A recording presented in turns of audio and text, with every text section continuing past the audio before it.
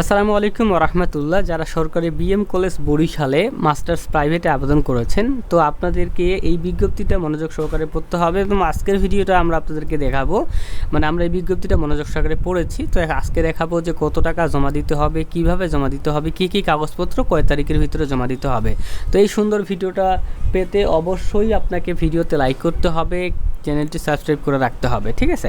তো আমরা দেখি কি অবস্থা। তো এখানে আমরা দেখতে পাচ্ছি আমাদেরকে বলা হচ্ছে 19 জুলাইয়ের ভিতরে অনলাইনে আবেদন করতে হবে। আপনারা আবেদন করেছেন যারা এই ভিডিওটি দেখতেছেন, তো আবেদন করার পরে কি কি কাগজ জমা দিতে হবে দেখেন ভাই। এখানে আমাদেরকে বলা হয়েছে যে আপনার অনার্সে কিংবা প্রিলি মাস্টার্স থেকে পাশ করেছেন যারা, তারা হচ্ছে যে মার্কশিটটা, অনলাইন মার্কশিটটা, ঠিক আছে, বা নম্বরপত্রটা, এটা হচ্ছে ফটোকপি দিবেন, রেজিস্ট্রেশন কার্ডের ফটোকপি দিবেন, অঙ্গীকারনামাটা দিবেন, আবেদন কপি এটা জমা দিতে হবে এবং টাকা জমা দিতে হবে।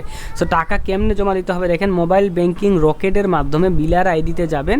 বিলার বিল পেতে গিয়ে বা 3288 লিখে সার্চ করলে আপনারা কিন্তু ব্রজমোহন কলেজ পাবেন, তখন ওইখানে আপনাকে কিন্তু টাকা পে করতে হবে। সো কত টাকা পে করতে হবে দেখতে পাচ্ছেন, 3170 টাকা তাদেরকে পে করতে হবে। তার সঙ্গে বিকাশের চার্জ যুক্ত হয়ে 3210 থেকে 20 টাকা লাগতে পারে, 3220 টাকা আপনি সুন্দর করে রকেটে যেহেতু দিবেন। দুঃখিত, আমি বলেছিলাম যে বিকাশ, ভুল করে।